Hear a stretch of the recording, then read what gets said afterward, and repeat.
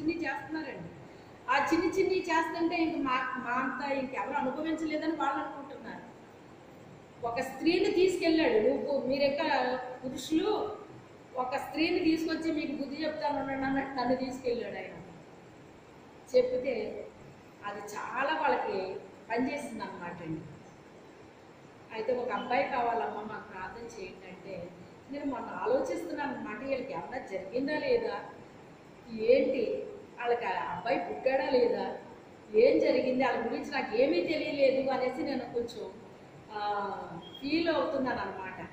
ఎందుకంటే ఒక ప్రాంతానికి దేవుడు పంపించాడంటే అక్కడ కార్యం జరిగితేనే సంతోషం అనిపిస్తుందండి.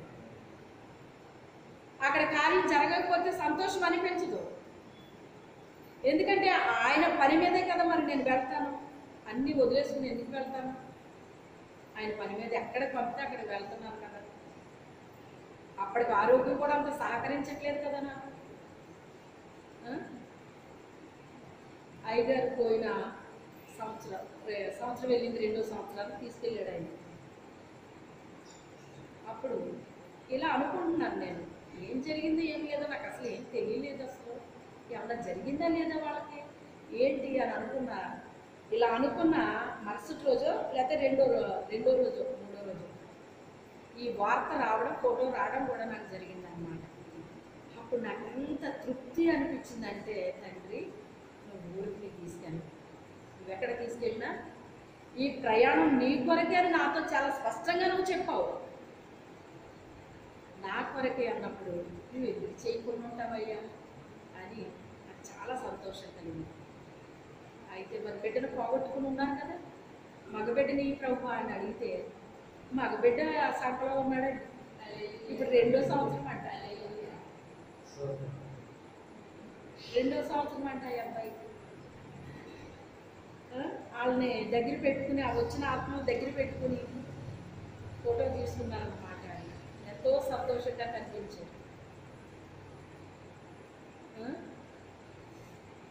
వాళ్ళు అద్దుకుంటున్న ఇల్లు కూడా, అంటే ఆ ఎద్దును కూడా కొంతమంది పే చేస్తారనమాట వాళ్ళకి సంబంధించినవి. అయితే ఇది ఉంటే బాగుండు అనే ఆలోచన ఉందంటాను. ప్రభా అయితే ఈ గృహాన్ని వెలిగించే ప్రభు అని ప్రార్థన చేసి వచ్చానన్నమాట. మరి ఇంకా అది కొన్నారా లేదు దాని విషయం నేను అడగలేదు, కానీ మొత్తం మీద వర్క్ అయ్యిందనమాట అండి. అటు ఆత్మలో రక్షణలోకి వచ్చినాయి, వాళ్ళు కోరుకున్న మగబిడ్డ ఇచ్చాడు దేవుడు. ఇవన్నీ దేవుడు వాళ్ళ జీవితంలో సంతోషాన్ని కలిగజేశాడండి. ఎందుకు చెప్తున్నాను అంటే, అనుభవాలు అనేటువంటి చాలా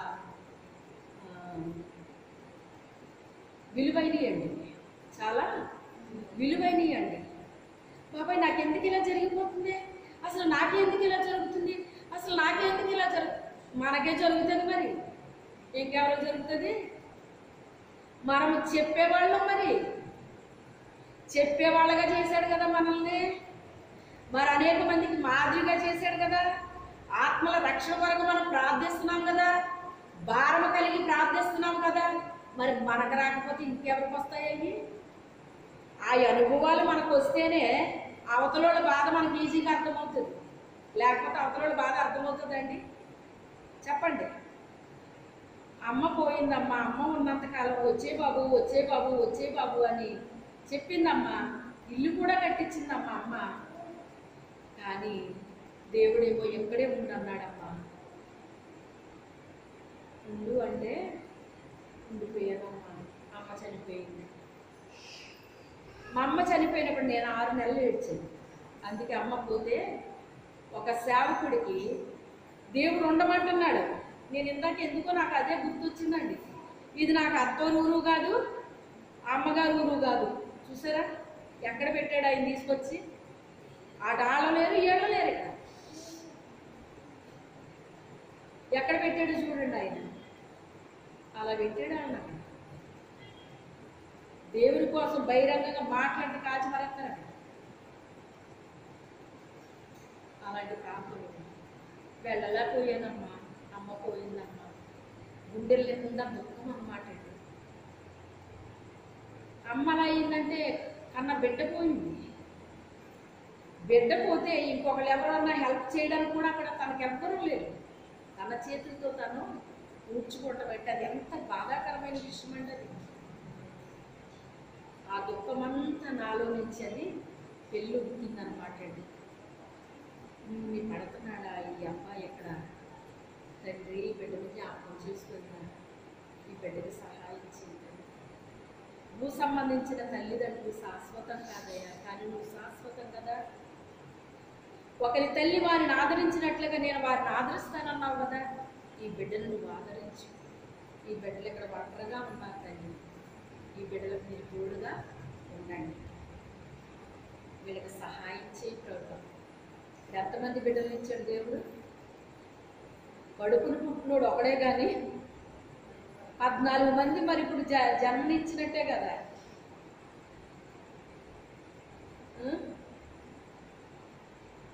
చూడండి, అనుభవాలు అనేటువంటివే ఇతరులకు పనిచేస్తాయండి. మన నోటి మాటలు నువ్వు చెప్పినా ఎంత చెప్పినా అవి పనిచేయకండి. వాక్యం పనిచేస్తుంది. వాక్యంతో పాటు మన అనుభవాలు కూడా వస్తూ ఉంటాయండి. అక్కడక్కడ వాక్యాల్లో నా అనుభవాలు ఎన్ని చెప్తున్నాను మీకు, ఇప్పుడు ఇంకా ఎక్కువైపోయినాయి. ఒకప్పుడు కంటే ఇప్పుడు ఇంకా ఎక్కువ చెప్తున్నాను. నేను చెప్తున్నాను, ఆయన చెప్తున్నాడా? అది ఎప్పటి వరకు మూత వేయబడింది, ఇప్పుడు తెరిచాడు అన్నమాట అండి. ఇంక ఇప్పుడు మూసే టైం కాదు ఇదంకా. నువ్వు ధారాళంగా ప్రవహించాలి, ఇంక నీ విషయాలు కూడా చెప్పాలి అన్నట్టుగా నేను చెప్పాలి అనుకోని విషయాలు కూడా చెప్పించేస్తున్నాడు ఇప్పుడు. ఇంకా నేను అనుకోవట్లేదు ఈ విషయం చెప్పాలి, ఈ విషయం చెప్పాలి. ఎప్పుడు నేను ప్రిపేర్ అవునండి, ఎప్పుడు అవునండి.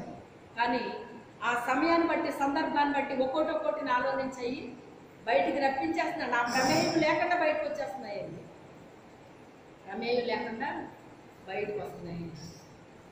నీ పేరటి ఎక్కడ నిలబడినా ప్రభువా, అది పాట అయినా, ప్రార్థన అయినా, వాక్యమైనా, సాక్ష్యమైనా అది నీకు మహిమకరంగా ఉండాలి. అనేక మంది హృదయాల్లో గొప్ప కదిలిక రావాలి తండ్రి. లేకపోతే నేను నిలబడినా వేస్ట్. నేను నీ పక్షంగా నిలబడుతున్నాను, నీ కార్యము జరగాలి. ఏదో భలే పాడింది, చాలా బాగా పాడింది ఇలా కాదు. ఆ పాట ద్వారా వాళ్ళని మీరేం చెయ్యాలి? ఆకర్షించాలి. ఆ సాక్ష్యం ద్వారా ఆకర్షించాలి, ఆ వాక్యం ద్వారా ఆకర్షించాలి, ఆ ప్రార్థన వాళ్ళలో పనిచేయాలి. ఒక సేవకుడికి వాళ్ళ భార్య వాక్యం చెప్పి అలవాటు ఉంది, కానీ భర్తగా అలవాటు లేదండి మన అయ్యగారులాగా. అప్పుడు ఆ రోజు మొదటిసారిగా వాక్యం చెప్పమని ఆవిడ పిలిచిన పాస్టర్ గారు, మీరు కూడా చెప్పండి, కాసేపు చెప్పండి అని నేను బలవంతం చేస్తే బాబా నేను ఎప్పుడు చెప్పలేదు అన్నాడు ఆయన. పర్వాలేదు చెప్పండి, ఒక 10 నిమిషాలన్నా చెప్పండి అని ఆయన్ని బలవంతంగా నిలబెట్టేశాడు ఆ పాస్టర్. నిలబెట్టేసి నాకు ప్రార్థన ఇచ్చాడు. ఎందుకని ప్రార్థన చేస్తే అరగంట ఆపకుండా చెప్పేశాడు ఆయన. చూసారు, ప్రార్థన ద్వారా కూడా కార్యం చేస్తాడు. ప్రార్థనే కదా అని అలా చేసేయకూడదు. ఏ మాటలైతే అక్కడ పలికానో అదే అక్కడ కార్యము దేవుడు ఆయన ద్వారా జరిగించాడు. మాకందరికీ ఒకే చోట భోజనం ఏర్పాటు చేయబడ్డారు. ఆ టేబుల్ దగ్గర కూర్చున్నాం అందరం. సిస్టర్ గారు మీకు చాలా వందనాలండి. నేను ఎప్పుడు ఎక్కడ ఎంతసేపు నేను మాట్లాడలేదు. అసలు ఇంతసేపు నేనేంటి ఇలా మాట్లాడడం ఏంటి, ఇలా వాక్యం చెప్పడం ఏంటి, అసలు నేను ఎప్పుడు చెప్పలేదు. నాకు చాలా భయం అండి. అసలు ఆవిడే చెప్తారు తప్ప నేను చెప్పలేదు ఎప్పుడు. మీ ప్రార్థన వల్లే నేను నిలబడ్డానండి అని ఆయన అన్నారు. ప్రార్థన ద్వారా కార్యం చేస్తాడు దేవుడు, పాట ద్వారా కార్యం చేస్తాడు, వాక్యం ద్వారా కార్యం చేస్తాడు, సాక్ష్యం ద్వారా కార్యం చేస్తాడు. మనకు ఆ ఆశ ఉండాలి. అది ఏదో నేను గొప్పగా నన్ను చెప్పుకోవాలి, గొప్పగా అనుకోవాలి, ఇలా కాదండి మనకు ఉండాల్సింది. తండ్రి, అది నీ మహిమ కొరకై ఆ కార్యాన్ని జరిగించు. నేను వ్యర్థంగా నిలబడకూడదు, వ్యర్థంగా మాట్లాడకూడదు, వ్యర్థంగా చెప్పకూడదు. దాని ద్వారా నీకు మహిమ రావాలి, నీ కార్యము జరగాలి అక్కడ. నేను అదే కోరుకుంటానండి, ఎప్పుడు అదే కోరుకుంటానండి, చిన్న వయసు నుంచి అదే కోరుకుంటానండి. తండ్రి నీ కార్యం జరగాలి, తండ్రి నీ కార్యం జరగాలి. అదే కోరుకుంటాను. పాట కూడా మనిషిని నిలబెట్టేసింది. వెళ్ళిపోతానన్న ఆయన ఉదయం పాటిస్తే పాట పాడానండి నేను. మారేడుమిల్లి ప్రేమసాగర్ అయ్య గారి చర్చిలో మీటింగ్స్లో ఎప్పుడు వెళ్ళినా ఆయన పాటలు ఇచ్చేవారండి. పాటిస్తే పాట పాడాను అనమాట. వాళ్ళ బావగారే, మళ్ళీ ఎవరో కాదు, ఆయన వెళ్ళిపోతాను అంటున్నాడట. ఉండండి బావగారు, సాయంత్రం నేను మీటింగ్ చూసుకునే పొద్దున్న దిగానంటే నేను ఉండను కాకుండా నేను ఇప్పుడు వెళ్ళిపోతాను. కొన్ని మధ్యాహ్నం మీటింగ్ అన్న అదే ఉదయం మీరు మీటింగ్ చూసుకుని కొన్ని భోజనం చేసి వెళ్ళండి అని ఆపారటండి. ఆపితే ఆ పాట ద్వారా దేవుడు ఏం చేశాడు? ఆయన్ని ఆకర్షించుకున్నాడు. ఎవరివిడి, ఎంత బాగుంది పాట అని బాగుండమంటే ఆయన హార్ట్ టచ్ అయిపోయింది అనమాట అండి. దేవుడు ఎప్పుడైతే మన స్వరంతో స్వరం కలిపాడో అక్కడ కార్యం జరుగుతుందండి. మన స్వరం ద్వారా కార్యం జరగదు, మన స్వరంతో ఆయన కలవాలి, అప్పుడే కార్యం జరుగుతుందండి. అప్పుడే కార్యం జరుగుతుంది. ఆయన ఆగిపోయారట. నాకేం తెలుసండి ఇవన్నీ. వచ్చి మా వారు వెళ్ళి ఆయన పక్కన కూర్చున్నారండి. ఆయన మధ్యాహ్నం మీటింగ్కి వస్తానులే నేను, మీరు వెళ్ళిపోవడానికి పంపించేశారు మమ్మల్ని. మరి ఆయన ఈయన రూమ్మేట్స్ కదా, మధ్య వచ్చారు. వచ్చేటప్పటికి ఇంకా మీటింగ్ అవ్వలేదు, ఉదయం మీటింగ్. వెళ్ళి ఆయన పక్కన కూర్చున్నారంట. ఆయన ఎవరు ఈయన తెలియదు, ఈయన ఎవరు ఆయన తెలియదు. మరి పురుషులు మాట్లాడుకుంటారు కదా, స్త్రీలు అంటే చీర ఎక్కడ కొన్నాం, ఈ నాగ ఎక్కడ చేయించో, అది ఇది ఈ చెత్త చెదారాలే మాట్లాడుకుంటారండి. పురుషులు అలా మాట్లాడుకుంటే ఇలాగండి ప్రేమసాగర్ గారు, అక్క భర్తను నేను అంటే, అలాగే సార్, ప్రేమసాగర్ గారు నాకు ఫ్రెండ్ అండి అని ఈయన ఇద్దరు కలిసిపోయారు. మరి ఉంటారా సార్ అంటేనే, లేదా అదే వెళ్ళిపోదామని అనుకున్నానండి. ఆవిడ ఎవరో చాలా బాగా పాడిందని పాట, ఆ పాట కోసం ఉండిపోయానండి. మధ్యాహ్నం నుంచి పాడతారేమో అనేసి ఉండిపోయానండి. మధ్యాహ్నం నుంచి ఆ పాట వినేసి వెళ్దామని ఉండిపోయానండి అన్నాను. పాట ఆపిందా లేదా? ఎలాగ ఆపింది అది? దేవుని స్వరము మన స్వరంతో కలవాలి. ఒకసారి నా ఆత్మీయ తల్లి గారు, అమ్మ మీరు ఎక్కడికెక్కడికో వెళ్తున్నారు వాక్యం చెప్పడానికి, మన మందిరానికి రావట్లేదు, ఈసారి మన మందిరానికి మీరు రావాలి, ఈ మీటింగ్స్లో మీరు ఉండాలి అని చెప్పేసి నాకు ఆర్డర్ చేశారు. సరేనమ్మా వస్తాను అన్నాను. మా ఫ్రెండ్ అక్కడే ఉన్నారనమాట. అయితే మీటింగ్స్కి వస్తే మా ఇంట్లోనే ఉండాలి అని చెప్పేసి వాళ్ళు చూసారు, రెసిడెన్స్ అక్కడ ఏర్పడింది. ఒక చంటి బిడ్డని చూసినట్టు చూసారండి నన్ను. జలుబు వచ్చేసిందండి భయంకరంగా. నాకు కొంచెం అటాక్లు ఉంటాయి కదండి, మరి వాతావరణం అటాక్లు, వాటర్ అటాక్లు చాలా ఉంటాయండి. మా పాస్టర్ గారికి కొంచెం నీరసం వచ్చిందంట. ఎప్పుడు అలాగ ఉండరు కానీ కొంచెం నీరసంగా ఉందమ్మా, మీరు నడిచేయండి నేను వస్తాను అని అన్నారు. అంటే నేను వెళ్ళిపోయాను. వెళ్ళిన తర్వాత ఇంకోటి ఏంటి అన్నారంటే, ఆ పాటలు అయిపోయాకమ్మా మీరే ఆరాధన చేయండి అని, ఎప్పుడు ఆరాధన నాకేస్తారమ్మ, ఆరాధన చెయ్యండి అమ్మ అని నాకు చెప్పేశారు. సరే అని చెప్పేసి అమ్మగారు కొంచెం నీరసంగా ఉన్నారు కదా అని నేను వెళ్ళానమాట. ఆత్మీయ బిడ్డలో చాలా కేర్ తీసుకోవాలి తెలుసా మీకు? మన ఆత్మీయ తల్లి నీరసంగా ఉంది అంటే భుజం కాయాలి మనం. అయితే నేను ఆరాధనకి నేను సిద్ధపడిపోయాను. ఇప్పుడు లేచి మనం అందరం నిలబడి ఆరాధన చేసుకున్నామన్నాను. నిలబడ్డామండి, ఆరాధన చేస్తున్నామండి. మా పాస్టర్ గారికి దేవుడు మాట్లాడుతున్నారంట. 2 స్వరాలు వినపడుతున్నాయండి. ఒకటి పురుషుంది, ఒక స్త్రీది. ఇదేంటి, ఈ అమ్మాయిని ఆరాధన చేయమన్నాను కదా శారాని, ఇంకొకరు ఇంకో వ్యక్తి స్వరం వినపడుతుంది ఏంటి అని ఆవిడెవరో అలా టప్మని కొట్టారటండి. నా కుమార్తె అక్కడ ఆరాధన చేస్తుంటే నువ్వు ఇక్కడ పడుకుంటామని కొట్టారట. కొట్టేటప్పటికి వెంటనే తుళ్ళిపడి ఆవిడ ఆ నీరసంతో పాపం ఆవిడ లేచి అప్పటికి ఎవరో వచ్చారంట, ఆరాధన ఎవరు చేస్తున్నారని అడిగారంట. అడిగితే షారా గారు చేస్తున్నారు అన్నారు. మరి ఇంకొక ఆయన ఎవరో చేస్తున్నారు కదా, ఎవరు ఆయన అంటే, అబ్బే ఎవరు కదండి ఆవిడే చేస్తున్నారు అన్నారంట.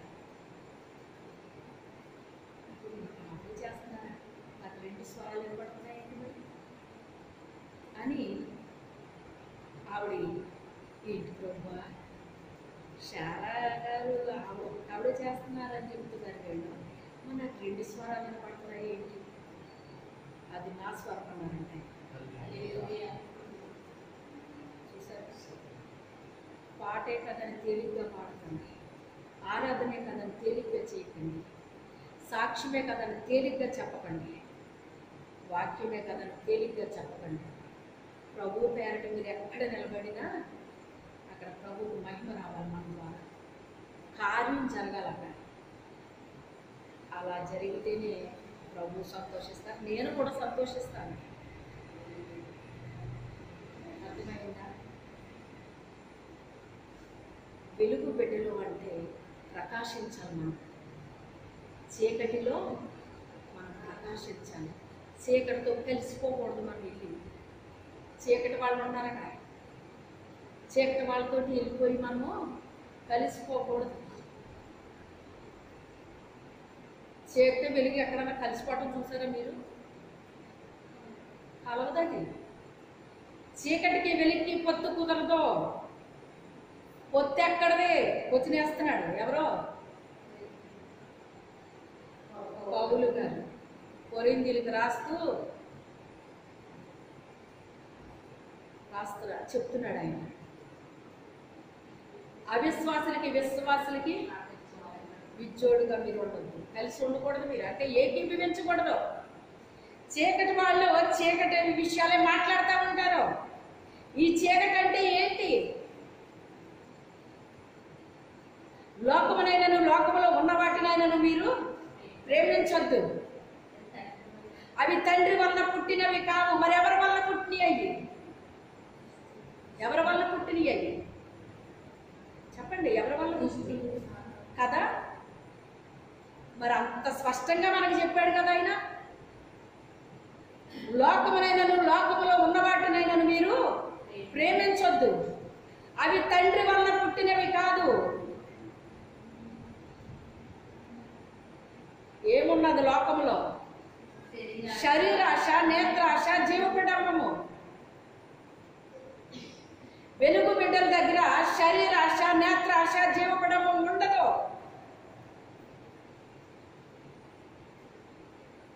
వెలుగు బిడ్డల దగ్గర ఉండదు వెలుగు కుమారుల దగ్గర ఉండదు అది పరిశుద్ధుల దగ్గర ఉండదు అది అలానే వాళ్ళు విడిచిపెట్టాడు దేవుడు విడిచిపెట్టాడు ఆయన కానీ లోకాశ శరీరాశ నేత్రాశ పనిచేస్తుందంటే ఇప్పుడు వీళ్ళు ఎవరి బిడ్డలని మనం అనుకోవాలి చెప్పండి ఎవరి బిడ్డలు కదా మరి వాళ్ళ దగ్గర ఏం పనిచేస్తుందంట యుక్తి పనిచేస్తుంది ఏం పనిచేస్తుంది యుక్తి పనిచేస్తుంది వాళ్ళకున్న పరిశుద్ధత పోయేదాకా ఊరుకున్నాడా సాతానుడు వాళ్ళ పరిశుద్ధులుగా చేశాడు దేవుడు అప్పనే ఆదాముని ఏ ఆజ్ఞ అయితే ఆజ్ఞాపించాడో ఆ ఆజ్ఞను అతిక్రమించేసేటట్టు చేశాడా లేదా తినొద్దన్న ఫలాన్ని తినిపించాడా లేదా ఎవరి నోట్లో పెట్టాడా తెచ్చి మన నోట్లో పెట్టడండి సలహా ఇస్తాడు ఆకర్షణ కలుగు చేస్తాడు ఎప్పుడు ఆకర్షణ ఉండదో ఇప్పుడు ఆకర్షణ కలుగుతుంటే నీకు అనిపించాలి అప్పుడు ఎప్పుడు నేను ఆకర్షింపబడలేదు ఇప్పుడు నాకు ఆకర్షణ ఎందుకు వస్తుంది ఏదో జరుగుతుంది సాతానుడు ఏదో కార్యము చేస్తున్నాడు వెంటనే మనకు అర్థం అవ్వాలండి అర్థం అవ్వాలి అయితే అదంతా తండ్రి వలన పుట్టినది కాదు దేవుని చిత్తమును నెరవేర్చువారు ఎవరైతే దేవుని చిత్తాన్ని నెరవేరుస్తారో వాళ్ళ నిరంతరము నిలుచున్నాను రాస్తున్నాడండి యోహాను రాసిన మొదటి పత్రిక 2వ అధ్యాయం 15-16 వచనాల్లో ఈ మాటలు ఉంటాయి దేవుని చిత్తాన్ని మనము నెరవేర్చినప్పుడంట మనం ఎలా ఉంటామంట నిరంతరము నిలబడతామంటండి నిరంతరము నిలబడతామంట వెలుగు బిడ్డలకు ఉన్న ప్రత్యేకతలు వేరు చీకటి వారికి ఉన్న ప్రత్యేకతలు వేరు వాళ్ళు దేన్ని చూస్తే దానికి ఆకర్షింపబడిపోతారు అది నాకు కావాలని కోరుకుంటారు దేవుడి బిడ్డలు కూడా ఏదైనా కావాలని అనుకుంటారండి, అది పెద్ద తప్పేం కాదు అది. అలా అని చెప్పేసి మోసాలు చేయరు, యుక్తిగా ప్రవర్తించరు, అది యుక్తి ఉండదండి. నష్టము కలిగినను మాట తప్పదు. మనము ఇది చేస్తాను అది చేస్తానని కొన్ని చెప్తూ ఉంటారు. సర్వసాధారణంగా ఎవ్వరికి నేను మాట ఉండదు.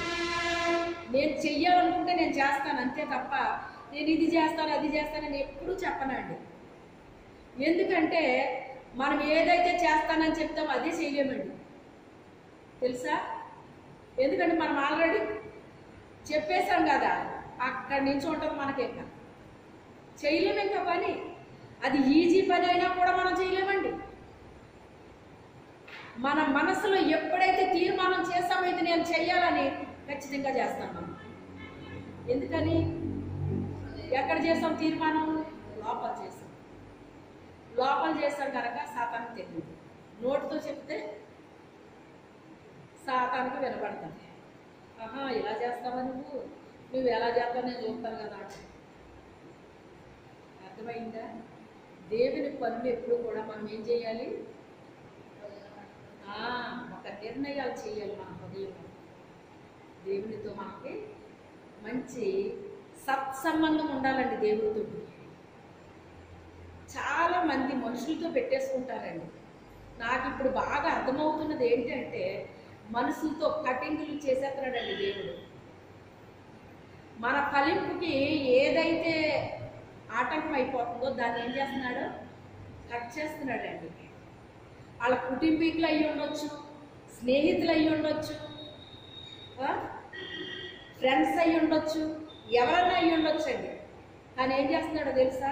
కట్ చేస్తున్నాడు. కట్ చేసి మనం అతికించుకోగలమా?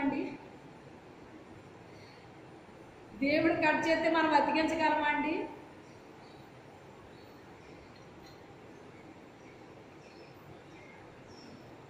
మొన్న ఒక ఆవిడ అదే చెప్పారు, మేమిద్దరం మంచి స్నేహితులమమ్మా, కానీ మా ఇద్దరికి ఏంటో ఇలాగ అయిపోయింది.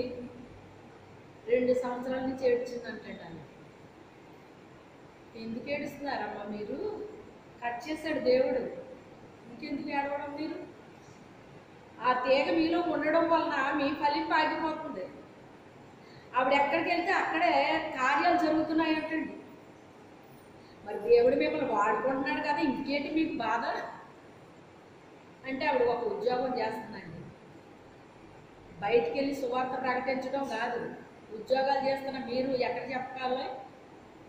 సువార్త అంటే బైబిల్ ఎట్టుకెళ్ళి వాక్యం తెలిసి ఏం చెప్పక్కర్లేదు. మీరు మీకు జరిగిన విషయమే ఏదో ఒకటి సమయాన్ని సందర్భాన్ని బట్టి ఏం చేయాలి? అక్కడ చెప్పాలి. మనం చెప్పేసి వదిలేస్తే, ప్రార్థన చేస్తే అక్కడ అంటుకుంటుంది, అక్కడ అంటుకుంటుందండి. కార్యం చేస్తాడు ఆయన. మనం ఏం చేయలేమండి. మనిషిని మనం తిప్పేయగలమండి? చెప్పండి. ఏ మనిషినైనా మనం చేయగలిగితే ఈ పాటికి అందరం అయిపోయేవారే. దేవుడు కూడా ఇప్పుడు బలవంతం చేయడండి. కాకపోతే ఇప్పుడు ఆయన రాకడ సమీపం అయిపోతుంది కనుక మనం ఏం చేయాలి? ఎలర్ట్ అయిపోవాలన్నమాట. ఎలర్ట్ అయిపోయి దేవుని కార్యాలకి మనం ఎక్కువ టైం ఇవ్వడం నేర్చుకోవాలి. తెలుసా? మన సొంత పనులు కొంత మానుకోవాలి. కొన్ని మనకు బాగా లాభం వచ్చేవి ఉంటాయండి, అప్పుడే దేవుని పని ఉంటుందండి. తెలుసా? సొంత లాభమును కొంత మానుకోవాలి. మనకు అక్కర్లేని వదిలేసి అక్కర్లేని దేవుడికి అర్పిస్తాడటండి. అర్పించాల్సినవి అర్పించరట. మరి అక్కర్లేని అర్పిస్తున్నాము, అవసరమైనవి అర్పిస్తున్నాము, దేవుడు చూడడానికి మనల్ని చూస్తాడా లేదా? అమ్మయ్య, ఈరోజు నాకు ఎంత తేలిగ్గా ఉంది అమ్మగారు, నాకు ఎంత సంతోషం కలిగింది అమ్మగారు, 2 సంవత్సరాల నుంచి ఈ బాధ నేను పడుతున్నానని హ్యాపీగా వెళ్ళిపోయింది. చూసారా? దుష్టుడు బాధ పెడుతున్నాడు. అమ్మా ఏమీ కాదు ఇది, దుష్టుడు మిమ్మల్ని ఏం చేస్తున్నాడు? బాధ పెడుతున్నాడు. ఆమె ఉద్యోగ రీత్యా ఎక్కడ వెళ్ళినా తన పని చేసే స్థలంలో వచ్చిన వాళ్ళతో ఏదో ఒకటి దేవుని గురించి చెప్తుందటండి. ఆ మాటలు పనిచేస్తున్నాయండి వాళ్ళకి. మనం హృదయపూర్వకంగా ఎప్పుడైతే దేవుని గురించి చెప్పాలని ఒక ఆశతో ఉన్నామో, ఏ దేవుడు మనల్ని రక్షించాడో ఆ రక్షణ వార్త ఇతరులకి చెప్పడానికి మనం ఎప్పుడైతే మన హృదయంలో ఒక ఆశ ఉందో, ఒక మంట ఉందో, ఒక తృష్ణ ఉందో, అవతల కార్యం జరగడం ప్రారంభిస్తుంది. అవతల కార్యం జరగడం ప్రారంభిస్తుంది. ఎందుకంటే ఆయన కార్యం చేస్తాడు అక్కడ. ఈ రెండు స్వరాలు ఏంటి అని ఈవిడ వచ్చారు కదా, వచ్చి చూసేటప్పుడు నేను ఒంటరిగానే చేస్తున్నాను. నేను అక్కడ ఏడు ప్రభావం మరి ఇప్పుడు ఒంటరిగానే చేస్తున్నాను కదా, నాకు రెండు స్వరాలు వినపడ్డాయి ఏంటి? ఆ రెండో స్వరం ఎవరిది? నాది అన్నాడంట ఆయన. చూసారా, దేవుని స్వరం మన స్వరంతో కలవాలండి. ఎంత కార్యం జరిగిందంటే ఆ మందిరంలో, అప్పటి వరకు వాక్యాలు చెప్పిన వాళ్ళు చెప్తానే ఉన్నారు, వెళ్ళి వాళ్ళు వెళ్తానే ఉన్నారు. ఆ రోజుని బహు బలమైన కార్యం దేవుడు జరిగించండి. పరిశుద్ధాత్మ అభిషేకాలు వాళ్ళ మీదకి వచ్చేసింది. పావురాలు వచ్చి తిరిగేస్తున్నాయటండి మందిరం అంతా. సాక్ష్యాల మీద సాక్ష్యాలు వచ్చేసినాయి. అక్కడ సాక్ష్యాల మీద సాక్ష్యాలు వచ్చినాయి. వాళ్ళు ఆసక్తితో వచ్చారు. వాళ్ళకి ఏంటో శారా గారు వచ్చారంటే ఇంకా ఒక రకమైన సంతోషం వచ్చేస్తుంది అన్నమాట వాళ్ళకి. ఎందుకని వస్తుంది వాళ్ళకి? కొన్ని వాళ్ళతో ఎవరు కూర్చుని ముచ్చట్లు పెడతానా? ఏమీ ఉండదు. పాస్టర్ గారితోనే కూర్చుంటాను నేను కాసేపు అయినా ఎక్కువసేపు అయినా నేను అక్కడే ఉంటాను. ఇద్దరం కలిసి చాలా టైం మేము మాట్లాడుకుంటాం. ఎందుకంటే ఆవిడ పరలోక విషయాలే మాట్లాడతాను, నేను అయ్యే మాట్లాడతాను. అందుకే ఇద్దరం కలిసి పరలోకం వెళ్ళిపోయినట్టు ఉంటుంది. మాకు భూ సంబంధించిన చీకటి పట్టం కూడా తెలియదు. ఎందుకని? దేవుని యందు భయభక్తులు కలిగి ఇద్దరు మాట్లాడుతుంటేనంట ఒక గ్రంథాన్ని రాపిస్తాడటండి దేవుడు. ఏం మాట్లాడుకుంటున్నారా నా బిడ్డలో? నా యందు భయభక్తులు కలిగిన బిడ్డలో ఇద్దరు పరిశుద్ధులు కలిస్తే మాటలు ఒక రకంగా ఉంటాయండి. దేవుని యందు భయభక్తులు కలిగిన బిడ్డలు మాట్లాడుకుంటాం ఒక రకంగా ఉంటుందండి. ఇలాగా నీతిమంతులు ఇద్దరు కలిస్తే ఒక రకంగా ఉంటుందండి. నోటి మాట ఒక రకంగా, మన జీవితం ఒక రకంగా ఉంటుంది. ఎందుకంటే మన నోటి మాట దేవుడు చూస్తాడు, మన జీవితాన్ని కూడా దేవుడు చూస్తాడు.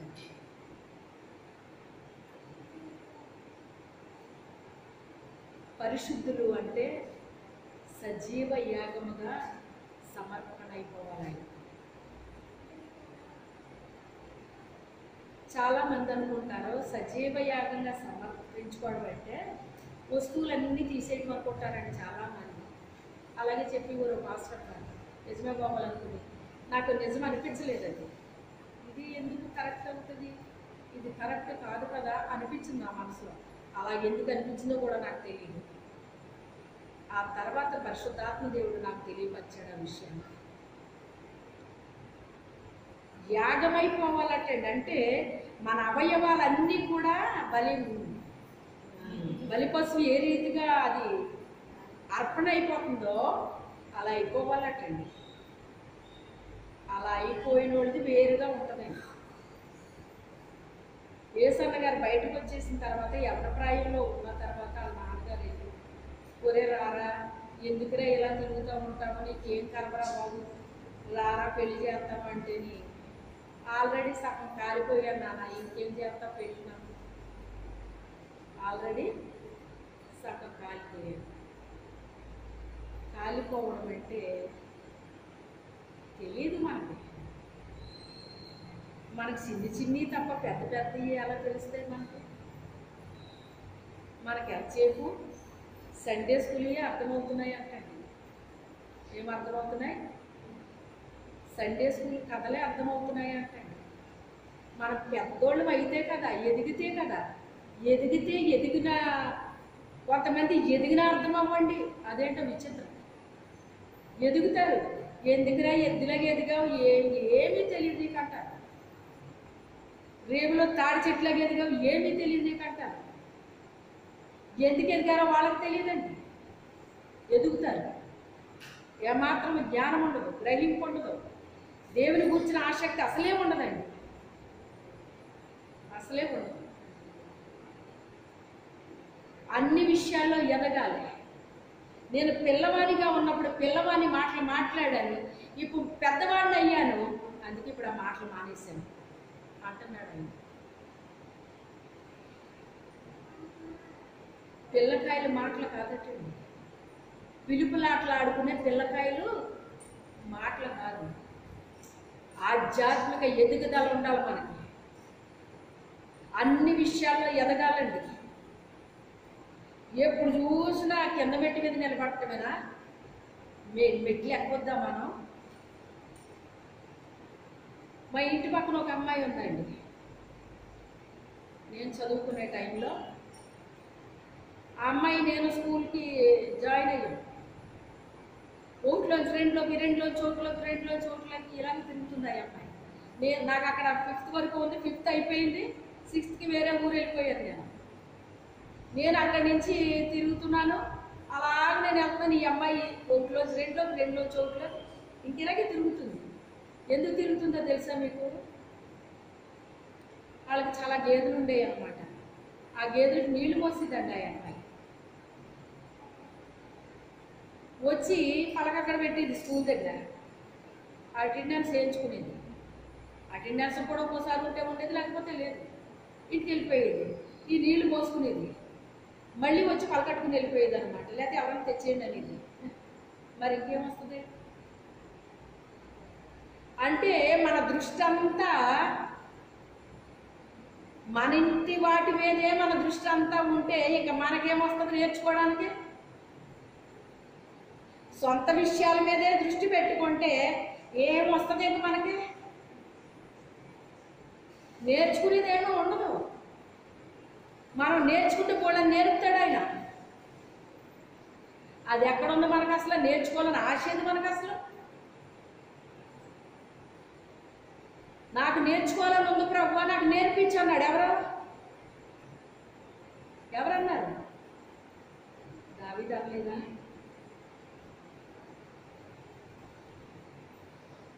మా ఆత్మీయ తండ్రికి తెలియని విషయాలు కూడా నాకు తెలిసేయండి కొన్ని.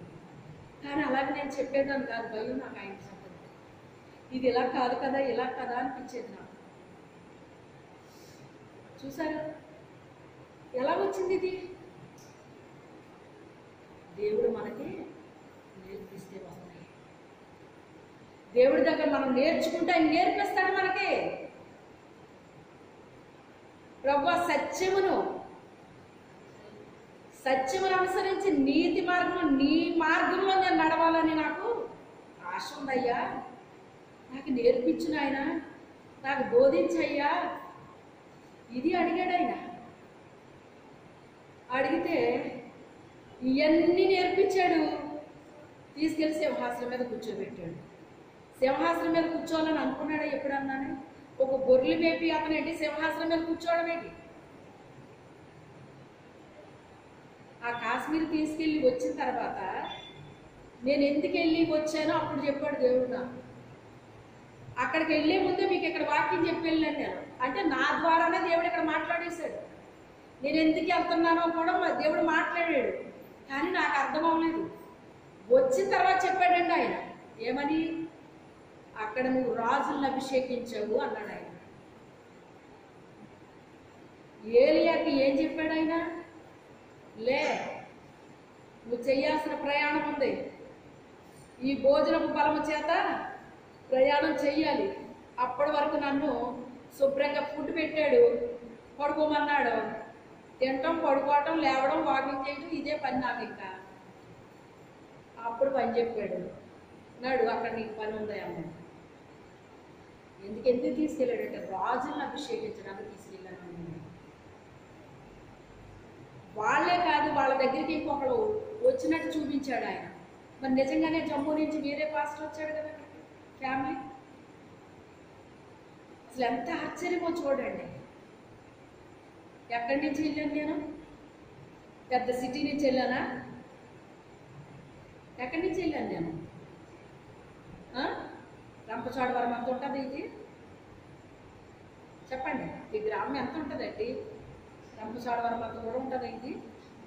ఎక్కడి నుంచి తీసుకెళ్ళాడు మరి? ఎక్కడ యాజకులు లేరా? ఎవరికి ఏది ఏర్పాటు చేసి ఉంచితే అది వాళ్ళ ద్వారానే జరిగిస్తాడండి. కొన్ని పనులు అందరూ చేసే ఉంటాయండి, ఒకరు కాకపోతే ఇంకొకరు కాకపోతే ఇంకొకరు చేసే ఉంటాయండి. కానీ ఏలియా ఒక్కడే ఉన్నాడు. బయలుకు మోకాళ్ళు ఉన్న వాళ్ళు అట 700 మంది ఉన్నారటండి. 7,000 వందలు కాదు, 7,000 మంది ఉన్నారటండి. కానీ బయటకు వచ్చి నిలబడ్డా కూడా కాదటండి బయట. కానీ ఏరియా ఏం చేశాడట? దేవుడి వరకు నిలబడినట్టు చెప్పించేస్తానమ్మా, రేపు ఈ పాటికి అయిపోతాను అన్న. అలాగే నన్ను అవగొట్టడానికి పాపం ఎన్నో ప్రయత్నాలు చేసిన వాళ్ళు కూడా ఉన్నారు. కానీ ఏమన్నా వర్కౌట్ అయ్యిందా?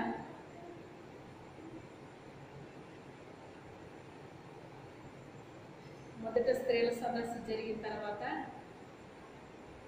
అదే మాట నేను మాట్లాడాను. ఒక దురాత్మ నా వెనకాలే తిరుగుతుంది నన్ను చంపడానికి. నన్ను చంపుదామని తిరుగుతున్నాను.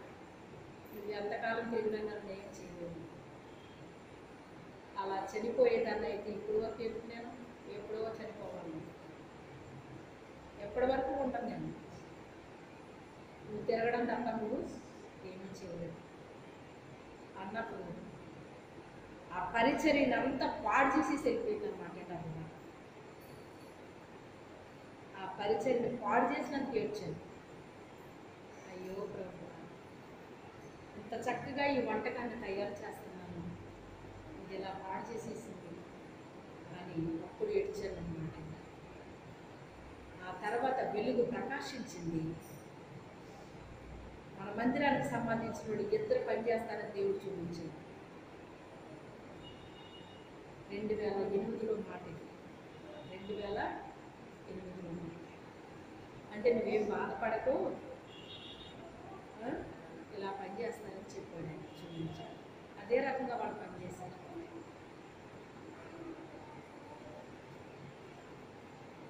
దేవుని కొరకు బహు బలంగా ఎవరైతే వాడబడతారో వాళ్ళ మీద టార్గెట్ చాలా ఉంటుందండి. అందుకే ఎక్కువ ప్రార్థన చేయండి అమ్మా, ప్రార్థన చేయండి నా కొరకు అని మీకు ఎందుకు చెప్తానంటే అందుకే చెప్తాను. ఎందుకంటే ఇప్పుడు ఇంకా అసలైన పనికి వస్తున్నాను. ఏ పనికి నియమించబడ్డానో ఆ పనికి ఇక ప్రిపేర్ అయిపోతూ ఉన్నట్టుందన్నమాట. నాకు అసలైంది వచ్చేంత వరకేంటి 80 సంవత్సరాలు అలా వెయిటింగ్లో పెట్టాడండి ఆయన మోషేని. 80 సంవత్సరాలు వెయిటింగ్లో ఎవరైనా ఉంటారండి? అసలు ఉండగలరా? అది ఎంత అసాధ్యమండి. అది మనిషికి అసాధ్యము, కానీ దేవునికి సమస్తము సాధ్యమే. నేను కూడా అది అనుకున్నాను. ఇక నా దర్శనం ఏంటి, నేనేంటి, ఇంతేనేమో, ఇంకా ఎలాగైపోద్దేమో అనిపించిందండి నాకు, నిజంగా చెప్తున్నాను. ఇంకా ఇన్ని దేవుడు ఒకవేళ ఎవరన్నా వాడేసుకుంటాడేమో, ఏకనాదేవి లేదేమో అన్నట్టుగా కూడా నాకు అనిపిస్తే అప్పుడు దేవుడు ఊరుకుంటాడండి. అప్పుడు మాట్లాడటం మొదలెట్టాడు. నువ్వు చేయాల్సిన పని నువ్వే చేయాలమ్మా, అది ఇంకొకరు చేసేది కాదు అన్నాడు ఆయన. అది నీకే ఏర్పాటు చేయబడి ఉంది, నువ్వే చేయాలండి, అది ఎవరు చేసేది కాదండి. అలాగే కానీ ముందు ఆత్మలో సిద్ధపడాలి. ఎక్కడ సిద్ధపడాలి? ఆత్మలో సిద్ధపడాలి. అయితే ప్రిపేర్ అవ్వు అన్నాడు అన్నమాట దేవుడు.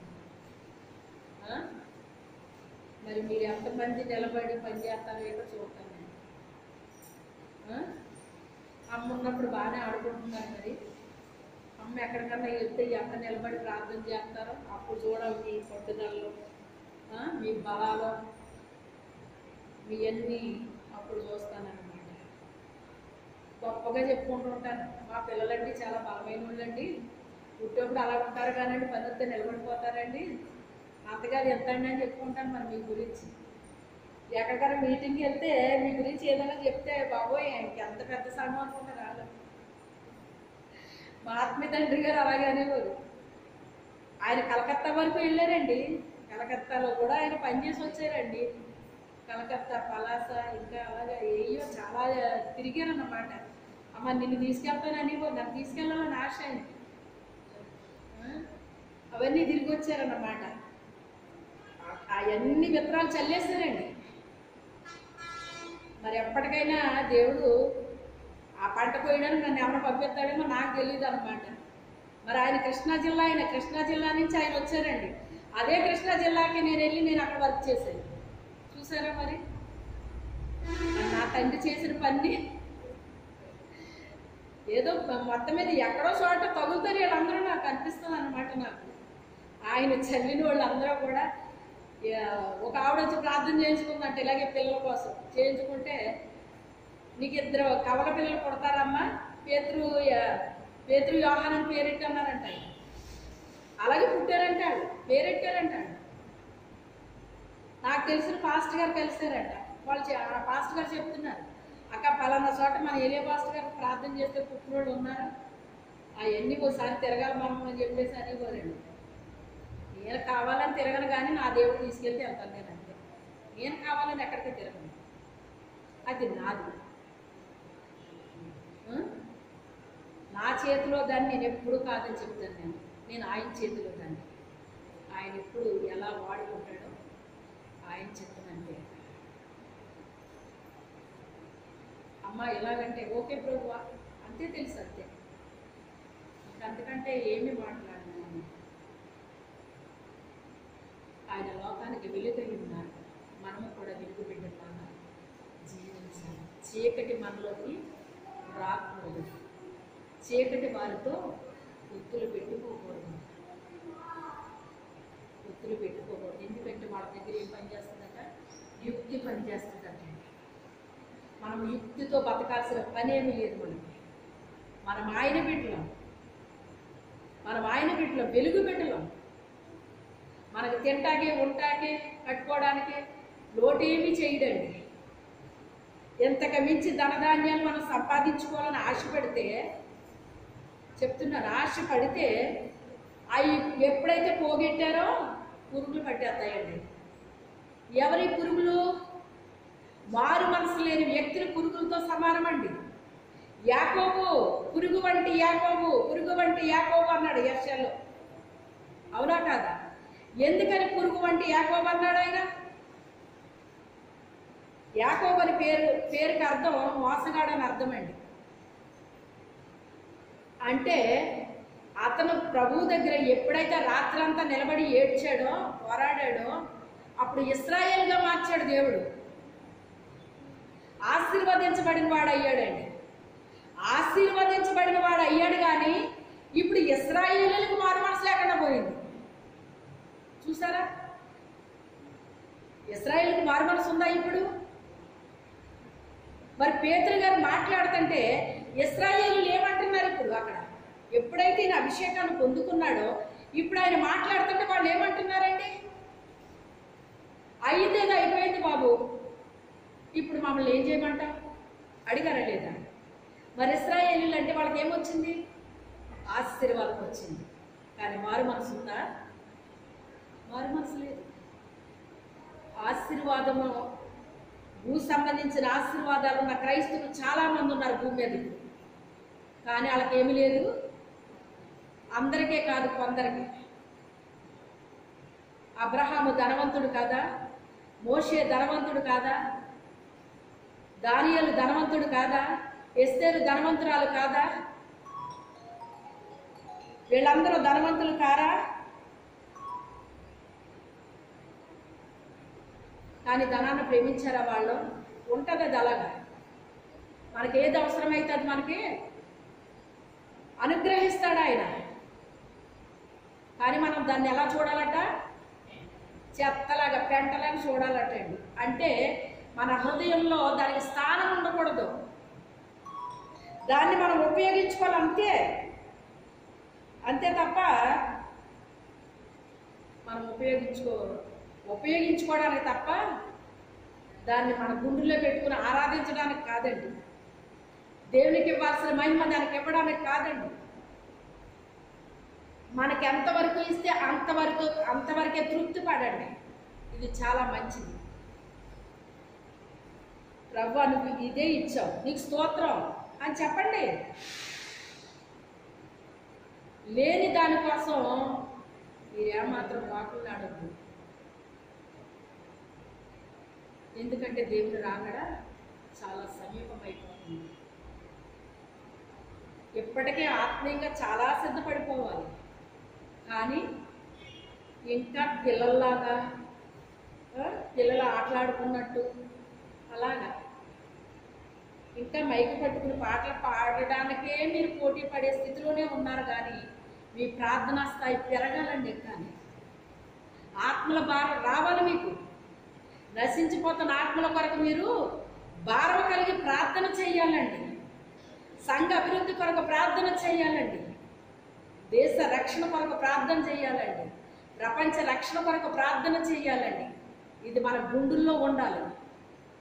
నోట్లో ప్రార్థన చేస్తే జరగవి, గుండెల్లో నుంచి రావాలి. ఇది మన గుండెల్లో ఒక మంట ఉంటే ఇది బయటకు వస్తుంది. ఇది మన గుండెలు ఎప్పుడు ఆరని అగ్ని వలె మండాలి. మండితేనే మనం ప్రార్థన చేయగలుగుతాం. ఆ భారం మనలో ఉంటేనే చేయగలుగుతాం. కాశ్మీర్ వెళ్ళినప్పుడండి అరగంట పైన అసలు ఎక్కెక్కిపడి ఏడ్చాను అన్నమాట. అది నేను చేసిన పని కాదు, నాకు తెలుసు. నాకైతే గుండెల్లో దుఃఖం వచ్చింది. కానీ పరిశుద్ధాత్మ నాలోకి వచ్చేసాడండి. వచ్చేసి ఆయన నాలో నుంచి దుఃఖపడ్డాడు అనమాట అండి. ఎక్కెక్కిపడి మాటలు అళ్ళకపోతున్నానండి. నేను పాపేమో ఎందుకు మమ్మీ ఎందుకు ఏడుస్తున్నావు, అరే అళ్ళిపోతుంది ఆయమ్మ.